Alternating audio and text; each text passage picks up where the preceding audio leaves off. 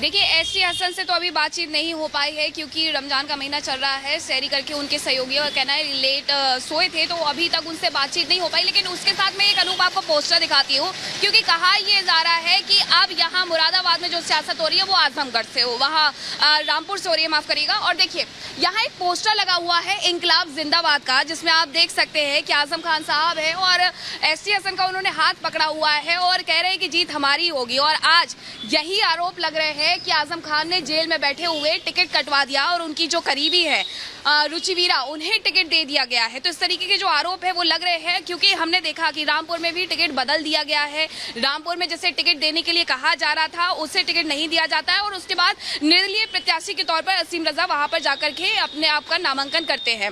लेकिन यहाँ अगर हम बात करें तो देखिए, आपको ये मैं पूरा मार्केट दिखा देती हूँ। हालांकि अभी यहाँ सुबह का वक्त है, यहाँ लोग थोड़ा देर से सोकर के उठते हैं। ऐसे में जो उनके करीबी है, जो अंदर घर के बैठे हुए हैं, उनसे हमने बात की है। उनका साफ तौर पर यह कहना है कि हमसे ये कहा गया था कि हम एक लेटर भेज रहे हैं आपको लखनऊ से, लेकिन जब तक वो लेटर आता है तब तक नामांकन का जो वक्त है वो खत्म हो जाता है। 3:30 बजे हमारे हाथ में वो नामांकन का पत्र दिया जाता है कि जो टिकट है वो इन्हीं का रहेगा, यानी कि डॉक्टर हसन का ही रहेगा, एसटी हसन का। लेकिन जब तक वो लेटर मिलता है तब तक देर हो चुकी होती है। दूसरी तरफ जाकर के सपा के ही सिंबल पर रुचिवीरा जाकर के वहां पर अपना नामांकन जो है वो भर देती है और फिर उसके बाद घोषित भी कर दिया जाता है कि रुचिवीरा ही प्रत्याशी होने वाली हैं।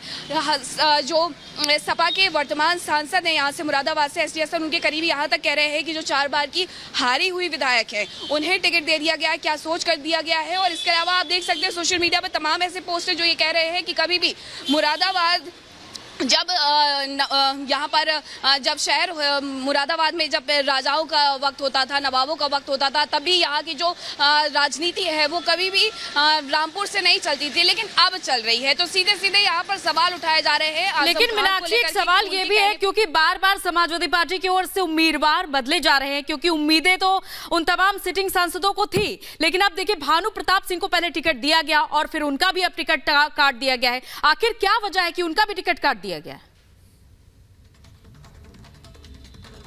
और इस समय ना अंजलि, आप एक बात और नोटिस कर सकती हैं कि किस तरीके से टिकट काटा जा रहा है कि किसी और प्रत्याशी को वक्त भी नहीं दिया जा रहा है कि वो जाकर के निर्दलीय अपना नॉमिनेशन फाइल कर दे या उसके अलावा किसी और पार्टी से जाकर के फाइल कर दे। क्योंकि यहाँ पे भी जब हम बात कर रहे हैं सपा के वर्तमान सांसद जो मुरादाबाद से एसटी हसन साहब की, तो उनकी तरफ से भी यही जानकारी मिली है हमें कि उनसे देर रात तक यही बात हुई, फोन पर भी बात होती है समाजवादी पार्टी के अध्यक्ष से, और ये कहा जाता है कि ये टिकट आपका ही रहेगा। और इसी तरीके से मेरठ में भी हमने यही घटनाक्रम देखा है, यानी कि किसी और प्रत्याशी को आप इतना भी वक्त मत दीजिए कि वो निर्दलीय जाकर के अपना नॉमिनेशन फाइल कर दे या फिर किसी और पार्टी में जाकर के मिल जाए। तो ये एक पूरा जो सियासी घटनाक्रम है वो कहीं ना कहीं सब कुछ लखनऊ से अरेंज किया जा रहा है कि किस तरीके से किसे हटाना है। पहले भरोसा दिलाया जा रहा है कि आप ही का ये सिंबल है, आप ही यहाँ से चुनाव लड़ने वाले हैं, लेकिन अचानक से उनका टिकट काट दिया जाता है। और यही हमने देखा यहाँ मुरादाबाद में, वही हम मेरठ में भी देख रहे हैं। यानी कि जो सीटें बिल्कुल, आगे क्या स्थिति साफ हो पाती है ये फिलहाल देखने वाली बात रहेगी। मीनाक्षी, आप अपनी नजर बनाकर रखिएगा। और अब की बार एनडीए 400 पार, पीएम मोदी ने ये नारा दिया था, जिसे पूरा करने के लिए बीजेपी के दिग्गज नेता जमीन पर उतर चुके हैं और उत्तर प्रदेश के सीएम योगी आदित्यनाथ मिशन पर निकल चुके हैं। उन्होंने यूपी में रिकॉर्ड जीत हासिल करने के लिए 5 दिनों में 15 लोकसभा क्षेत्र के दौरे का प्लान बनाया है और आज उस दौरे का दूसरा दिन है। कैसा रहा दौरे का पहला दिन और आज कहां जा रहे हैं सीएम योगी, देखिए इस रिपोर्ट में।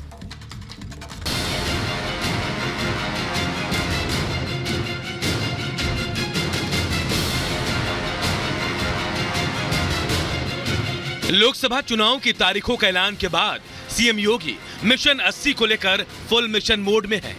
उन्होंने 5 दिनों में 15 लोकसभा क्षेत्रों के दौरे का प्लान बनाया है। सीएम योगी ने इस तूफानी दौरे की शुरुआत मथुरा से की और एक ही दिन में 3 जिलों का दौरा करके सीएम योगी ने जता दिया कि पीएम मोदी के मिशन 370 को कामयाब करने के लिए वो कमर कस चुके हैं। और इस बार तैयारी ऐसी है कि भगवा लहर पर सवार बीजेपी उत्तर प्रदेश के 80 से 80 सीटों पर परचम लहराने जा रही है। विकास, प्रशासन और हिंदुत्व को राम राज्य का आधार स्तंभ मानने वाले सीएम योगी ने मथुरा से लोकसभा प्रचार का बिगुल फूंकते हुए कहा कि अयोध्या में रामलला ने 500 वर्षों बाद होली खेली है और अब बारी मथुरा की गलियों में होली खेलने की है। होली खेले रघुवीरा भजन तो हम लोगों ने खूब सुना, लेकिन सचमुच पहली बार 500 वर्षों में अयोध्या धाम में मर्यादा पुरुषोत्तम भगवान श्री राम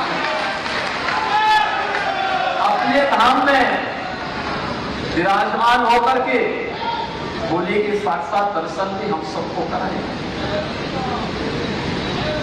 और मथुरा वृंदावन की कुछ गलियां भी इंतजार तो कर ही रही हो।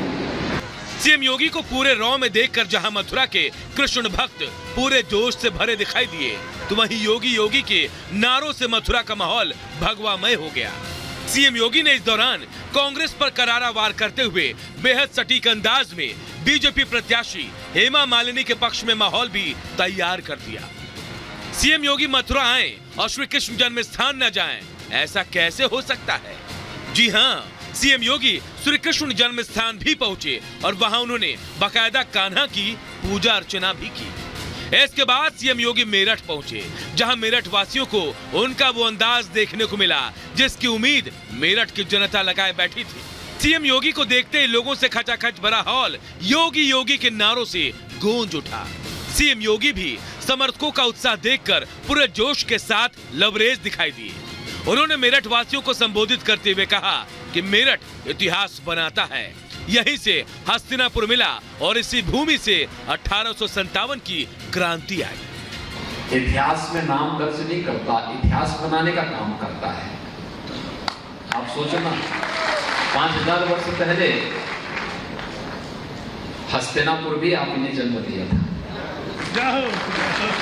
और उससे भी पहले, इतिहास से भी बहुत पहले आपकी इस जनपद और इस क्षेत्र की पहचान थी। और 1857 को 10 मई 1857 को कोतवाल धन सिंह गुर्जर जी के नेतृत्व में आजादी का स्वतंत्र समर का संकनाद भी इसी धरा पर हुआ था। मेरठ में सीएम योगी ने सरकार के विकास कार्य भी गिनवाए और मोदी सरकार के विकास, विरासत और आस्था का जिक्र करते हुए उन्होंने लोकप्रिय सीरियल रामायण में भगवान राम का जीवंत किरदार निभाने वाले अरुण गोविल के लिए जन समर्थन मांगा। उन्होंने उम्मीद जताई कि मेरठ की जनता उन पर अपनी शुभकामनाएं जरूर बरसाएगी। भगवान राम के अभिनय को जीवंतता के साथ मंचन जिन्होंने दिया, मेरठ की पहचान अब उनसे बनने जा रही है। मथुरा और मेरठ के बाद सीएम योगी जिला गाजियाबाद पहुंचे, जहां उन्होंने लोगों को उस दौर की याद दिलाई जब जिले में कांवड़ यात्रा निकालना तक बैन था। सीएम योगी ने बताया कि कैसे उन्होंने विकास की राह में रोड़ा बने सिस्टम को सुधारा। पहले दंगे होते थे, आज दंगा नहीं है। दंगों के कारण कर्फ्यू लगता था, आज कर्फ्यू नहीं है। आज तो कांवड़ यात्रा निकल रही शानदार तरीके से। शासन में आए हैं तो शासन दमदार तरीके से चलेगा और उस दमदार तरीके से चलाना सिखाएंगे। जिसको काम करना होगा हमारे साथ काम करेगा, जिसको काम नहीं करना होगा वो छुट्टी लिख के दे, मैं भी सैंक्शन करता हूं, जीवन भर के लिए छुट्टी कर दूंगा। सीएम योगी ने गाजियाबाद में जहां एक तरफ सुशासन का वादा दोहराया, तो वहीं दूसरी तरफ उन्होंने प्रशासनिक अधिकारियों को भी सीधा संदेश दिया। लोकसभा चुनाव को लेकर यूपी के 80 सीटों के दौरे पर निकले सीएम योगी ने पहले ही दिन दिखा दिया कि वो पीएम मोदी के विकास, विरासत और आस्था के मंत्र पर जनता के पास जाएंगे और लोगों से काम पर वोट मांगेंगे। इसी कड़ी में आज सीएम योगी आदित्यनाथ सुबह मुजफ्फरपुर में रैली, दोपहर 2 बजे शामली में जनसभा और शाम 4 बजे सहारनपुर का दौरा करेंगे। बहरहाल सीएम योगी के तूफानी दौरे का आज दूसरा दिन और इसमें कोई शक नहीं कि जिस तरह से सीएम योगी पहले दिन जनता के बीच पहुंचे और बिना किसी लाग लपेट के वो राम काज से लेकर सरकार के कामकाज का ब्यौरा देकर बीजेपी प्रत्याशियों के पक्ष में माहौल बना रहे हैं, उसे देखते हुए तय माना जा रहा है कि इस लोकसभा चुनाव में यूपी का ये सन्यासी कमाल करने वाला है। Bureau report, Republic Bharat.